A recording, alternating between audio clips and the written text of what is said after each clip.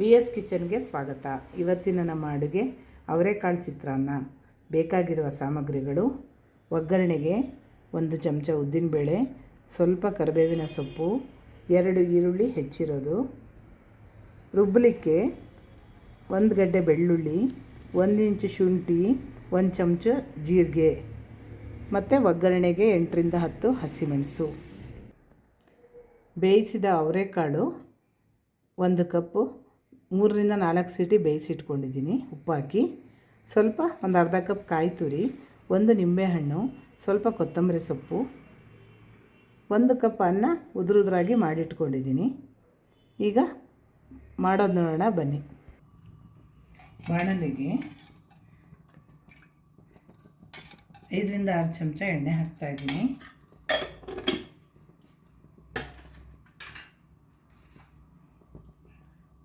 ಒಗ್ಗರಣೆಗೆ ಸ್ವಲ್ಪ ಸಾಸಿವೆ,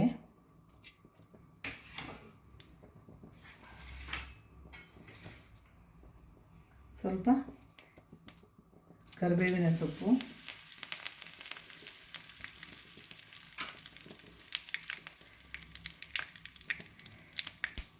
ಸ್ವಲ್ಪ 1 ಚಮಚದಷ್ಟು ಉದ್ದಿನಬೇಳೆ,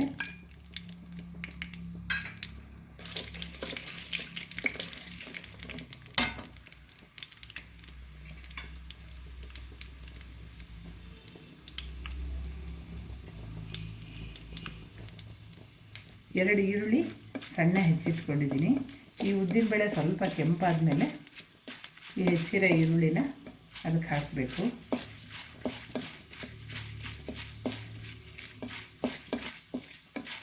ಉದ್ದಿನಬೇಳೆ ಸ್ವಲ್ಪ ಕೆಂಪಾಗಿದೆ. ಈಗ 2 ಈರುಳ್ಳಿ ಸಣ್ಣ ಹೆಚ್ಚಿದ್ದೀನಲ್ಲ ಅದನ್ನು ಹಾಕ್ತಾಯಿದ್ದೀನಿ.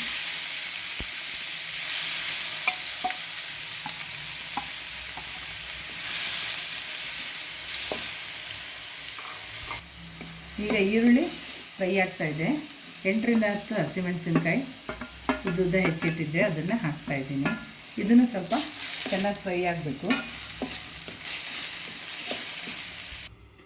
ರುಬ್ಬಲಿಕ್ಕೆ 1 ಇಂಚು ಶುಂಠಿ ಹಾಕ್ತಾಯಿದ್ದೀನಿ ಮಿಕ್ಸಿ ಜಾರ್ಗೆ. 2 ಕಡ್ಡಿ ಕರಿಬೇವಿನ ಸೊಪ್ಪು ಹಾಕ್ತಾಯಿದ್ದೀನಿ ಮತ್ತು 8 ರಿಂದ 10 ಬೆಳ್ಳುಳ್ಳಿ ಹೆಸಲು ಹಾಕ್ತಾಯಿದ್ದೀನಿ ಮತ್ತು 1 ಚಮಚ ಇವಿಷ್ಟು ಈಗ ರುಬ್ಕೊಂಬರ್ತೀನಿ. ಸ್ವಲ್ಪ ನೀರು ಹಾಕಿ ಗಟ್ಟಿಗೆ ರುಬ್ಕೊಂಬರ್ತೀನಿ.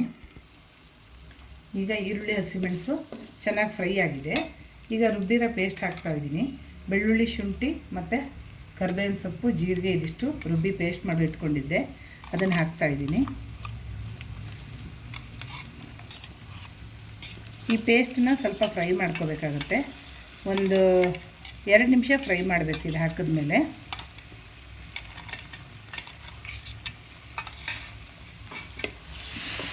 ಈ ಥರ ಈರುಳ್ಳಿ ಹಸಿಮೆಣಸು ಇದ್ರ ಜೊತೆ 2 ನಿಮಿಷ ಫ್ರೈ ಮಾಡಿದ್ರೆ ಚೆನ್ನಾಗಿ ಟೇಸ್ಟ್ ಬರುತ್ತೆ. ಆದ್ದರಿಂದ ಫ್ರೈ ಮಾಡೋದು.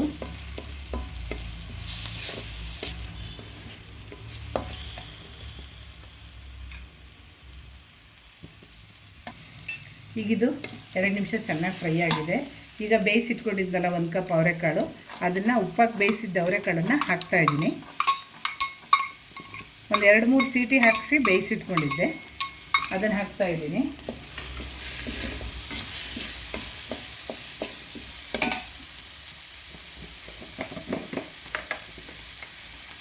ಉಪ್ಪು ಸ್ವಲ್ಪ ಬೇಯಲಿಕ್ಕೆ ಹಾಕಿದ್ದೆ ಅವರೆಕಾಳಿಗೆ. ಈಗ ಗೊಜ್ಜಿಗೆ ಬೇಕಲ್ಲ, ಅದಕ್ಕೋಸ್ಕರ ಹಾಕ್ತಾಯಿದ್ದೀನಿ ಸ್ವಲ್ಪ.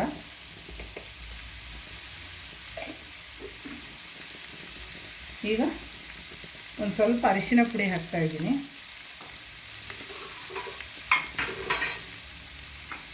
ಒಂದು ಅರ್ಧ ಕಪ್ ಕಾಯಿ ತುರಿ ಹಾಕ್ತಾಯಿದ್ದೀನಿ.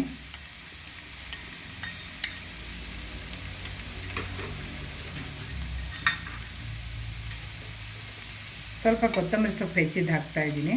7 ರಿಂದ 8 ಗರಿ ತೊಳೆದು ಹೆಚ್ಚಿಟ್ಕೊಂಡಿದ್ದೆ, ಅದನ್ನು ಹಾಕ್ತಾಯಿದ್ದೀನಿ.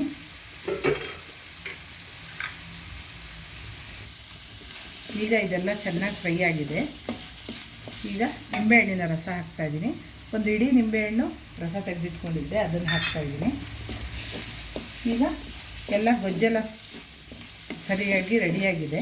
ಈಗ ಅನ್ನ ಹಾಕಿ ಕಲಿಸಿದ್ರೆ ಅವರೆಕಾಳು ಚಿತ್ರಾನ್ನ ರೆಡಿಯಾಗುತ್ತೆ. ಸ್ವಲ್ಪ ಕಡಲೆ ಬೀಜ ಎಣ್ಣೆಲಿ ಫ್ರೈ ಮಾಡಿ ಇಟ್ಟಿದ್ದೆ, ಅದನ್ನು ಹಾಕ್ತಾಯಿದ್ದೀನಿ. ಈಗ ಗ್ಯಾಸ್ ಆಫ್ ಮಾಡಿ ಬಿಸಿ ಬಿಸಿ ಇರುತ್ತೆ, ಆವಾಗಲೇ ಅನ್ನ ಹಾಕಿ ಕಲಿಸಿದ್ರೆ ಚಿತ್ರಾನ್ನ ತಿನ್ನೋಕ್ಕೆ ರೆಡಿ ಆಗುತ್ತೆ.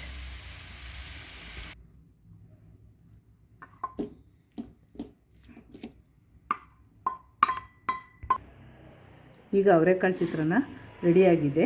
ಈ ಗೊಜ್ಜನ್ನು ಒಂದು ವಾರ ಬೇಕಾದರೆ ಇಟ್ಕೋಬೋದು ಫ್ರಿಜ್ಜಲ್ಲಿ, ಹೊರಗಡೆ ಆದರೆ ಒಂದು ದಿವಸ ಇಟ್ಕೋಬೋದು. ಇದು ತಿನ್ನೋಕ್ಕೆ ತುಂಬ ಟೇಸ್ಟಾಗಿರುತ್ತೆ.